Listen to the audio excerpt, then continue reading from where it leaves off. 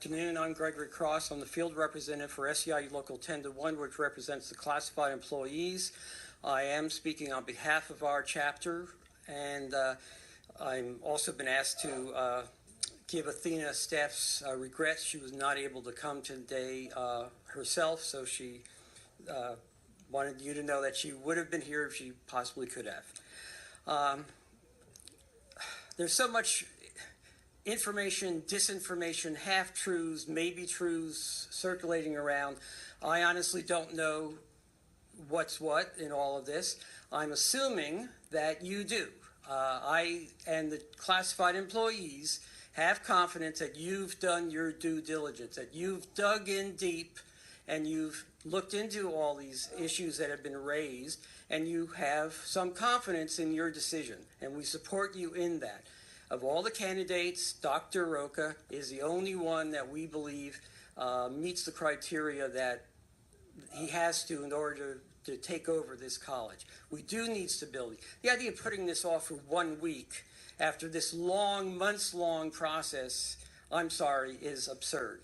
And the idea of then doing a whole search to find the right interim chancellor for another, indeterminate period of time is also absurd. That's how the classified employees really feel about it. And I'm a little hesitant. I'm a union rep.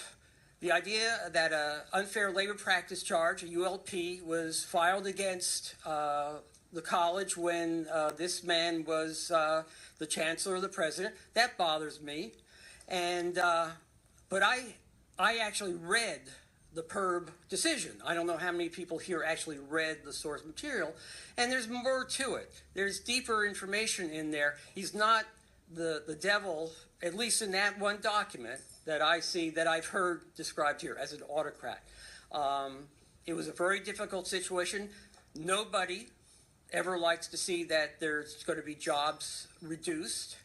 Faculty never supports the idea of cutting classes or a session. Just as classified don't like the idea of seeing cuts to our positions either.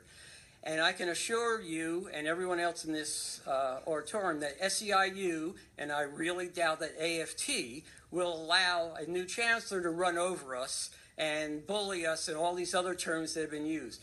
AFT and SEIU are well known for fighting back and for dealing with autocratic managers, if that's what they turn out to be. But we hope not, and trust your decision in this matter. Thank you. Talking about intimidation, and they ought to know because they are experts in it. They say that Rocha will not respect you. Guess who doesn't respect you? So I hope that you can look above the ugliness that these people throw at you every meeting. They say that people don't change. Well, that's true, because these people will never change. You could bring Jesus in here, and he would be not good enough. He would be evil to them. And I say, bring Mark Rocha here, and I hope he's as evil as they think he is, because he will find a perfect match in them. Quite honestly, we really question it. Mark Rocha is a bully.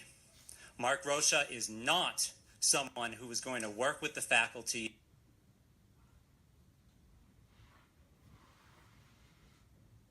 He is not someone who is going to work with the students, and he is somebody who has a history of demonstrating that, and I do not believe that people change.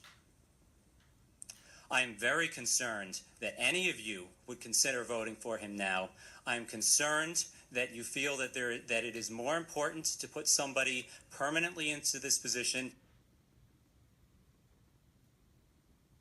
It is important to take the time to find the right person. Mark Rocha is certainly not the right person for this position. I'm very troubled. I was contacted a week ago by some friends who are faculty.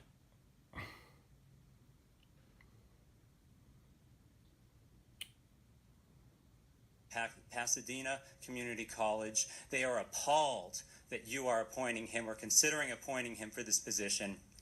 They're in a panic, contacting me, asking me what is going on in our city college. How could we be doing this? Who are these people who are appointed?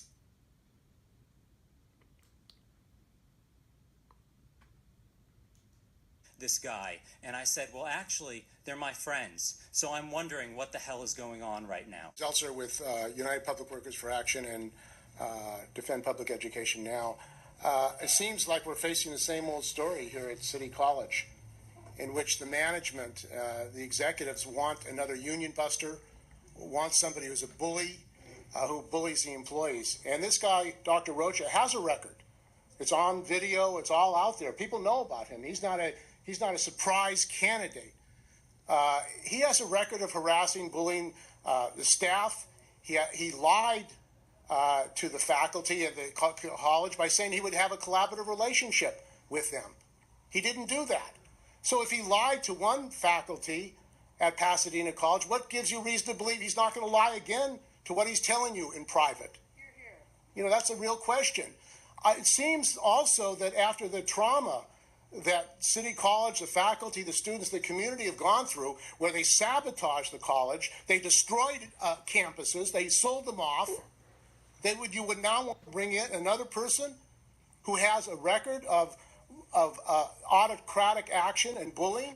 It raises serious concerns about who you represent. Who are you really representing?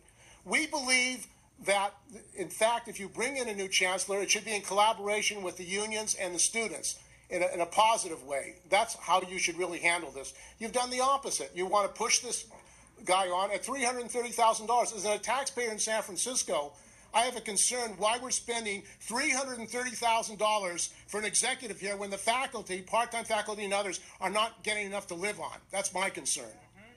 You know, let's stand up for the faculty, the staff who really do the work here on this campus. Thank you. Here, that's actually against the law. We're not doing that. So I just first want to say no to that. I also want to say that this isn't about politics. You know, whether I run for higher office, whatever I do after City College, I'm making the best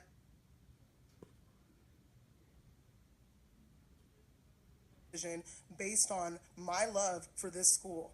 That's why I'm doing this. It's not about politics.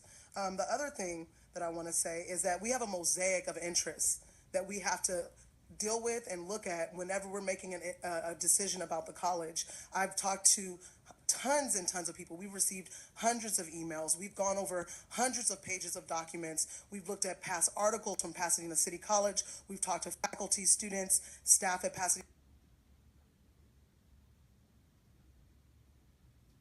We looked at the other colleges. We've really done our due diligence. And so I also want to say to that point that we have done our homework and that we have not taken this lightly. So when people say we have new information to provide, we've actually got reports that folks don't have, that we're provided, that gives us some more insight that is not available to the public. So we've worked really, really hard on this. And I know that a lot of folks have spent a lot of time, our classified staff as well, and their work in this process. Them as well for their participation. I want to thank AFT and the faculty and everyone for all of our participation, our administrators. All of us have spent a lot of time on this issue. I know the salary comment's been touched on. We actually are the lowest. We're at the lowest for the Bay 10. So we just want to clarify that the decision that the salary is at right now, that is the lowest for the Bay 10. And that is a lot of money, but this is a really difficult job. And City College is not an easy place to work. Being a chancellor and being in that leadership position, having to deal with all these constituencies coming at you quite like what we're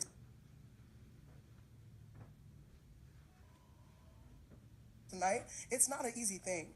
And I've been a student here and I love this school, and we do have our problems. We do have a lot of healing and a lot of work to do, and it's going to be really hard, and it's going to take all of us. It's not one person that has ever saved City College. It's been all of us together fighting multiple chancellors, going through numerous administrations to really get us to the place we are now. So that's not going to stop. One person is not going to stop the show. It's the whole city of San Francisco that has gotten City College to where we are now. So I think that I understand the fear, but we have been organizing for years, and we are still here. And that's because of all of us have been a part of this process. And all of us on this board, I would say we have the most progressive board we've ever had in the history of City College. And we're making this decision because we believe it is the best decision for us at this time. And we've looked into all those accounts, and things are more nuanced than what they seem. Things are not as black and white as they seem. At times, all of us have employment histories. All of us have a lot of things we can say about each other in our past, but we still deserve a chance. A lot of people can say things about a number of the constituent groups here and how they behaved in the past and things that have happened that have not been for the best interest of maybe students or for another group. We have to look at things from the broad perspective, and where we are now is that we need stable leadership. This is the first time in 4 years this board has been able to select a chancellor. It has been special trustee after another special trustee. We've had interim after interim. We need someone with the skill set to be able to move us forward. And that's the kind of decisions that we have to make sitting in this seat. We can't succumb to politics. We can't succumb to rumors. We have to be able to look at everything and do what is the responsible choice and be free from influence of politics. And that's how I came to this decision. I love this college with all of my heart. I don't want to make a career out of Sabin City College either. But I have. I've been here for a number of years now serving in this capacity, and I have been committed for hours upon hours to this school because I love this city and I love this college with all my heart. And I think folks know that. This is not an easy decision for us to make. We're not sleeping at the wheel. I know people, some of the comments I've heard and things, it actually hurts because you know us. You know that if we're making a decision like this is what we got to do. Because that's where we're at. And it's like, as much as we love the college, we are in a tough place in terms of recruiting folks that can come in here and be able to do the job. So I want people to, we talked about mutual trust. We are elected by the people of San Francisco to look at the institution as a whole. That is a responsibility that we have, and we can't take it lightly. And so I wanted to speak to that as well. And there was a couple other things that were said about busting the union. This isn't about busting the union. I've known Steve Zelser for many, many years. We've worked and organized together. No one wants to bust the union. No one wants to harm any constituency at this college. We are trying to do the best thing that we can do and make the most responsible decision. I do not think an interim is a good choice right now. I don't believe that. And going out for another search upon search upon search, where does it end?